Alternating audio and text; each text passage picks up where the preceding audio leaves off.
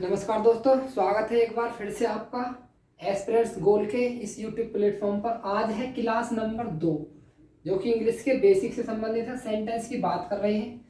जो class number 1 है उसमें हमने डेफिनेशन जान लिया है सेंटेंस की, और उसके बाद अक्षर को जान लिया है, वर्ड को जान लिया है। ये सारी चीज़ें क्या हमने पिछली क्लास में क्या है क्लियर कर ली हैं। अब जो हम जानने वाले हैं वो जानने वाले हैं सेंटेंस के टाइप्स।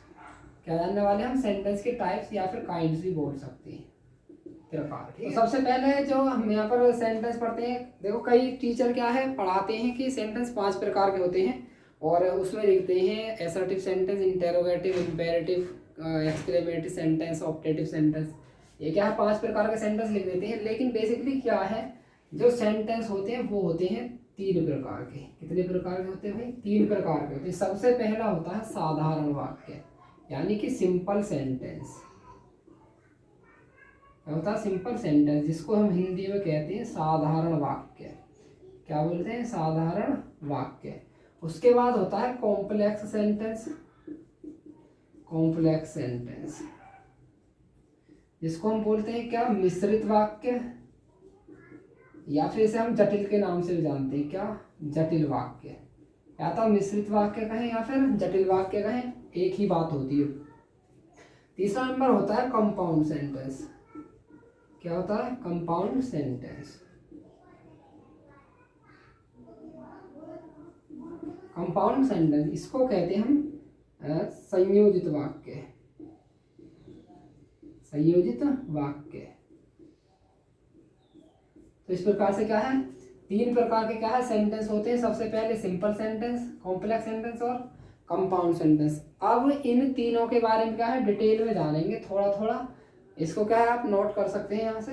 मैं इसको क्या है आपसे अभी रेज करूँगा, और उसके बाद क्या है हम सिंपल सेंटेंस के बारे में सबसे पहले जानेंगे कि सिंपल सेंटेंस किसे कहते हैं और सिंपल सेंटेंस कितने प्रकार के होते हैं। ये सारी चीज़ें क्या है अभी क्लियर करते हैं। तो सबसे पहले क्या है हम यहाँ पर सिंपल सेंटेंस देख लेते हैं कि सिंपल सेंटेंस किसे कहते हैं। इसकी डेफिनेशन के बारे में क्या है थोड़ा सा क्या है जान लेते हैं।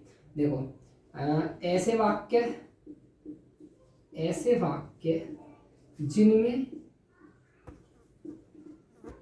एक फाइनाइट वर्ब होती है। क्या होती है भाई? एक फाइनाइट वर्ब होती है। क्या है? वे वाक्य साधारण वाक्य कहलाते हैं। साधारण वाक्य कहलाते हैं।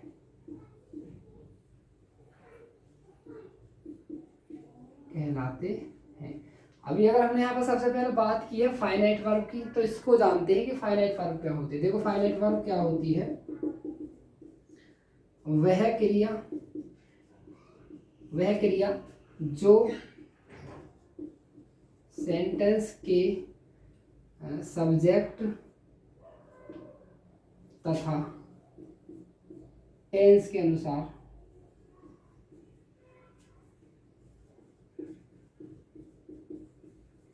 परिवर्तित हो जाती है।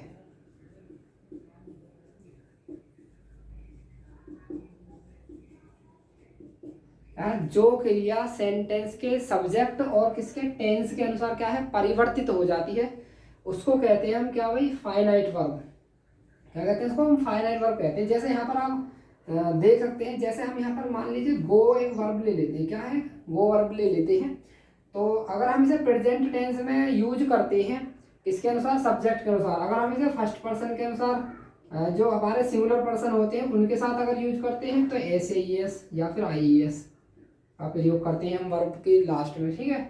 और अगर हम इसे प्लूरल में, अगर इसी टेंस में प्लूरल में यूज करें तो फिर इसमें वर्ब की फर्स्ट फॉर्म का ही यूज करेंगे हम प्रेजेंट इंडेफिनिट टेंस में। उसके बाद अगर हम बात करते हैं पास्ट इंडेफिनिट टेंस की बात, तो वहाँ पर क्या है हम हर एक सब्जेक्ट के साथ क्या है वेंट, यानी कि जो सेकंड फॉर्म होती है, जो सेकंड फॉर्म ऑफ वर्ब है उसका यूज करते हैं। तो इस प्रकार से क्या है टेंस के अनुसार और सब्जेक्ट के अनुसार क्या है क्रियाएं बदल जाएं तो उनको हम क्या कहेंगे? फाइनाइट वर्ब के नाम से जानेंगे। तो यही पहचान है कि साधारण वाक्य को पहचानने की। और साधारण वाक्य में एक फाइनाइट वर्ब से ज़्यादा फाइनाइट वर्ब क्या है हो नहीं सकती, क्योंकि फाइनाइट वर्ब को अगर हम सीधे शब्दों में जानने की कोशिश करें तो हम इस प्रकार भी कह सकते हैं कि वह क्रिया जो एक ही बार क्या है सेंटेंस में यूज में लाई जाती है, यानी एक ही बार प्रयोग में लाई जाए, या फिर कह सकते हैं कि वह क्रिया जो हमें टेंस को पहचानने में क्या है हमारी मदद करती है, या फिर हमें टेंस को पहचानने में हमारी सहायता करती है, उसको भी क्या कह सकते हैं हम फाइनाइट वर्ब कह सकते हैं। अभी हमने क्या है परिभाषा को जान लिया है। इसके बाद हम साधारण वाक्य कितने प्रकार के होते हैं उन पर क्या है थोड़ी सी चर्चा कर लेते हैं। बात कर लेते हैं साधारण वाक्य जो कि सिंपल सेंटेंस है वो कितने प्रकार के होते हैं। तो यहाँ पर मैं लिख देता हूँ, ये होते हैं 5 प्रकार के। कितने प्रकार के? 5 प्रकार के होते हैं। सबसे पहले जो है वो है एसर्टिव सेंटेंस। क्या है? Assertive sentence. थोड़ा मैं यहाँ पर शॉर्ट में लिखूंगा, सेंटेंस को ऐसे लिख दिया मैं तो समझ लेना। और दूसरा नाम है इसका डिक्लेरेटिव सेंटेंस। क्या होता है? डिक्लेरेटिव सेंटेंस में हम इसको क्या है कह सकते हैं। बात हिंदी में करें तो इसको हम विधि सूचक वाक्य कह सकते हैं। विधि सूचक वाक्य हिंदी में हम इसको क्या है नाम दे सकते हैं। दूसरे प्रकार का वाक्य होता है इंटेरोगेटिव सेंटेंस। क्या होता है भैया? Interrogative sentence.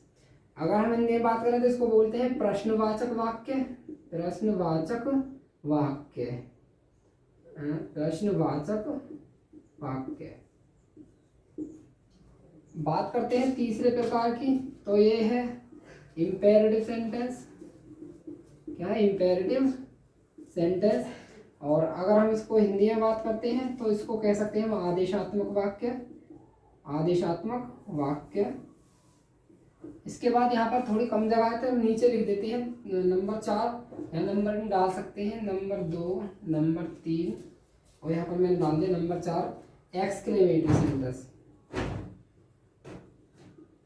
एक्सक्लेमेटरी सेंटेंस इसको बोलते हैं विस्मयादि बोधक वाक्य। विस्मयादि बोधक वाक्य। और नंबर 5 होता है ऑप्टेटिव सेंटेंस। क्या होता है दोस्तों? Optative sentence. इसको बोलते हैं हम इच्छा सूचक वाक्य हिंदी में। इच्छा सूचक या फिर इच्छा बोधक भी कह सकते हैं वाक्य, इसको हम कहते हैं। तो इस प्रकार से जो हम पढ़ते हैं 5 प्रकार के, वो होते हैं हमारे सिंपल सेंटेंसेस।